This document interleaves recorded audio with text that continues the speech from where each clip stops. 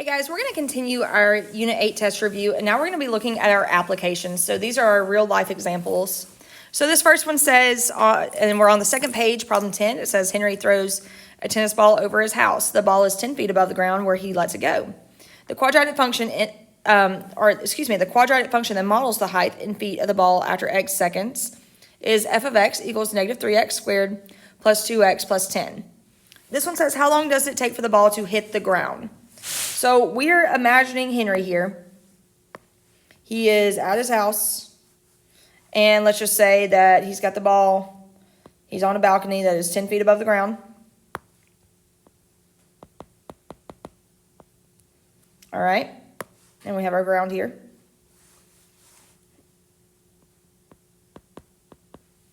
And we're saying that that ball that is in Henry's hand is 10 feet above the ground. And this ball is going to make a trajectory towards the ground, okay? So we're trying to figure out how long does it take the ball to hit the ground.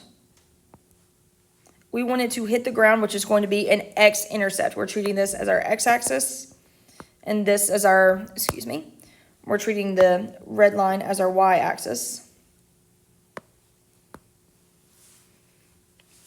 And we know that we can't go back in time. Like, we don't know, if I'm looking at this tennis ball, we don't know the trajectory when it's going backwards. Like, we don't know where the other x-intercept is going to be because that's going to be negative time. All right? In order to find our x-intercepts for a quadratic function, we're going to use the quadratic formula. So a is going to be negative 3. B is going to equal 2. And C is going to equal 10. So I have x equals negative b plus or minus the square root of b squared minus 4ac all divided by 2a, where b is 2, a is negative 3, and c is 10. So I've got n over d, negative parentheses 2, plus the square root of parentheses 2 squared, minus 4, parentheses negative 3, parentheses 10, all divided by 2, parentheses negative 3. So the first solution I get, and guys, you're going to get a radical solution. It's going to show up in your calculator as negative square root of 31 plus 1 divided by 3. Go ahead and convert it to a decimal because we're talking about seconds here. So the first one that I get when I do addition is that x is approximately negative 1.5, but I can't have negative time, so I know that this is not going to be a valid solution. So let's go ahead and change addition to subtraction. By doing so, I get the square root of 31 plus 1 divided by 3, and when I convert that to a decimal, I'm going to get that x is approximately 2.2 seconds. So therefore, the ball will hit the ground in 2.2 seconds. All right, let's go to the next page. And it says, Mr. Sakita, a basketball expert, launches the basketball into the air while playing a basketball game. The path of the ball can be modeled by the following equation. B of t is equal to negative 4t squared plus 8t plus 6. And it says, what is the maximum height of the ball? And we're actually given a hint here. So let's just go ahead and model this real quick. I've got Mr. Sakita. He's playing basketball, okay? And he's got the ball in his hands. And he's going to launch it into the air. So it's going to take a path that looks something like this. And eventually it'll come back down to the ground. All right? And we know that we're looking for the maximum height of this basketball. So we're looking right here for the maximum height of the basketball. This is going to be our vertex. But we have to know what part of the vertex this is. So when we are looking at our x values, when we're dealing with applications with the quadratic functions, your x values are going to be your inputs. That's going to be your independent variables. We can't change that. So your x value of your vertex is going to be your time. So we are looking for the height, which is going to be the y value of the vertex. But in order to find that, we've actually got to find our time, which is, in this case, going to be our axis of symmetry, okay? So we're going to use that formula, we've got x equals negative b over 2a. I know that a for this function is negative 4, b for this function is 8, and c for this function is 6. So if I'm using my axis of symmetry formula, I have x equals negative b over 2a, where b was 8 and a was negative 4. If I simplify this a little bit, I've got negative 8 divided by negative 8, which is going to give me 1 second. So what this tells me is that it took 1 second for this ball to travel to the height. So that was a time of 1 second. I now have to know how tall this is. So I know I used x, but I could have also just said that this is t in this case for time. And anywhere I have a t in my original equation, I'm going to plug in 1 or substitute in 1. So I have b times 1 is equal to negative 4 times 1 squared plus 8 times 1 plus 6. And we can actually just plug this into our calculator as it's written. So I've got negative 4, parentheses 1 squared, plus 8, parentheses 1, plus 6. And so this is going to give me a maximum height, in this case, equal to 10 feet. So this height here is 10 feet. Now, we've been doing some word problems, but let's go back just so that we remember how to set up a quadratic formula. So I'm not asking you to solve it. I'm asking you to set up the formula in this case. You're going to get problems like this on the EOC where they're going to ask you to figure out maybe what you've done wrong, so a little bit of an error analysis. So I know my A value needs to be 3. My B value is negative 5. And my C value is 2. All we are asking you to do for this function is to say x equals negative b plus or minus the square root of b squared minus 4ac, all divided by 2a. We're not asking you to actually evaluate this. We just wanted to see where you substitute these values in.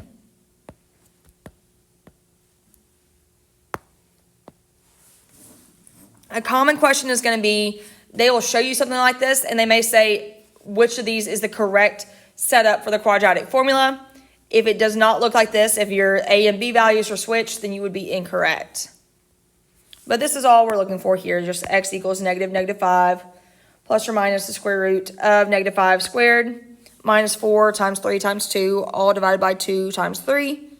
You may, if you're on a test or looking at the EOC, you may see that original term, the negative 5, written as just positive 5. That might be the only difference that you see. But let's go down to problem 13. It's another word problem. We've got Chase is selling fidget spinners, and his projected returns can be modeled by the following function. F of x equals negative 3x squared plus 48x plus 4, where x represents the amount of fidget spinners sold. Find the peak probability. Anytime you see the peak, maximum, minimum, this is your vertex of the function, and fill in the blanks to complete the sentence below. So, in order to find the vertex, I'm going to need to use my axis of symmetry formula. So, I know that x is equal to negative b over 2a, where for this function, a is negative 3, b is 48, and we'll go ahead and identify c. C is 4. So I have negative 48 divided by 2 times negative 3.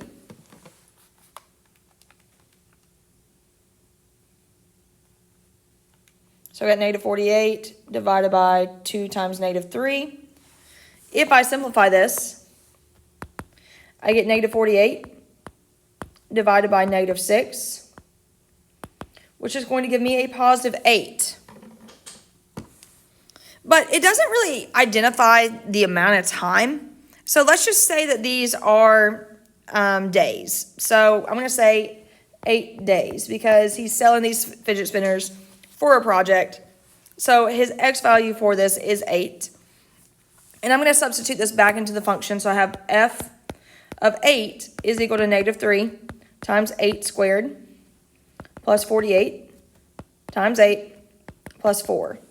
So 8 is my input here because it is the amount of time that is passing as he's selling these fidget spinners. So I've got negative 3 parentheses 8 squared, plus 48, parentheses 8, plus 4.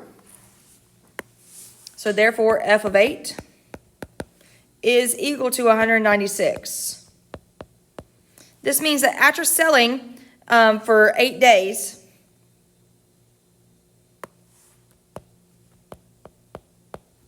Chase will make a maximum profit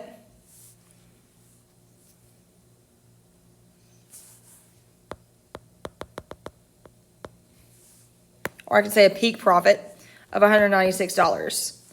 X could also, in this function, represent the amount of fidget spinners he's selling. So I wouldn't take off if you said that he sold 8, like that was the highest amount of fidget spinners he sold was 8 fidget spinners, and then he made $196 in profit. All right, so let's look at this problem again, because now he is selling these same function here. I've got negative 3x squared plus 48x plus 4.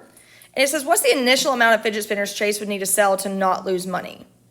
So that initial amount, anytime you see the word initial, you need to go ahead and think of your y-intercept. And the y-intercept for this function is 0, 4. So therefore, in order to not lose money, Chase would need to initially make 4 fidget spinners. All right, let's look at the next 2 problems, and then we will be finished with our Unit 8 test review. So we're going to try to launch a ball to hit a target that is on the ground. You've calculated that in order to hit the target, you'll need to launch the ball with the following quadratic function. Negative 3t squared plus 7t plus 6, where t represents time in seconds. So let's go ahead and just draw this out. I know that my initial height is 6, so whatever I'm launching the ball with is going to be sitting 6 feet up in the air. So this has a height of 6 feet. And we're going to use that as our y-axis. And we have our x-axis here. And we're going to have some sort of trajectory for this ball where it hits a target that is so far away, that is a certain distance away from the initial launching point. So if I'm trying to figure out how many seconds it takes for the ball to hit the target, so we're imagining that there's a target here, I'm going to need to find my x-intercepts. To do so, I'm just going to use the quadratic formula. I have a equals negative 3, b equals 7, and c equals 6. So I have x equals negative b plus or minus the square root of b squared minus 4ac all divided by 2a, where I have a is negative 3, b is 7, and c is positive 6. So in my calculator, I have n over d equals negative parentheses 7 plus the square root of parentheses 7 squared minus 4 parentheses negative 3 parentheses 6 all divided by 2 parentheses negative 3. When I substitute this in using the addition sign, I get x is equal to negative 2/3, or in this case, our x is also just our t value. So our t in time. But I can't have time equal or approximately negative 0.66 seconds. That doesn't really work. Or 7 seconds. I can't have negative time, so I know that that solution is not a true solution. So therefore, I'm going to need to change addition to subtraction. By doing so, I get that x, or in this case, our time, is equal to 3. So this is going to be 3 seconds.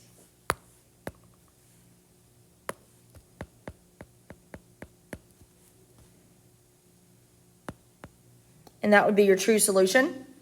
But then it says, which way will the parabola be opening? Well, guys, we're dealing with gravity. Our ball is not going to float into space. Therefore, anytime I launch something, it has to return back down to Earth, and we're going to be opening down. So let's look at number 16. It says a cannonball is shot from the side of the hill. The motion of the cannonball can be described by the equation h of t equals negative 3t squared plus 25t plus 50 where t is the time in seconds and the height is represented in feet. If the two solutions are negative 1.6 repeating, comma 0 and 10, 0, how many true solutions or x-intercepts can exist for this problem? Well, guys, can we have negative time? Absolutely not. If you can build me a time machine and show me negative time, that'd be great. But we're really concerned about what's happening as this goes along. So if I go forward. So the only true solution here is 10, 0. So if I were to write a sentence, I would say there is only one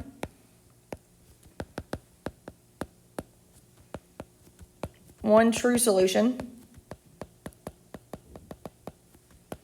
10, 0, because time cannot be negative. All right, guys, that concludes our Unit 8 test review. Please come talk to us if you have any questions.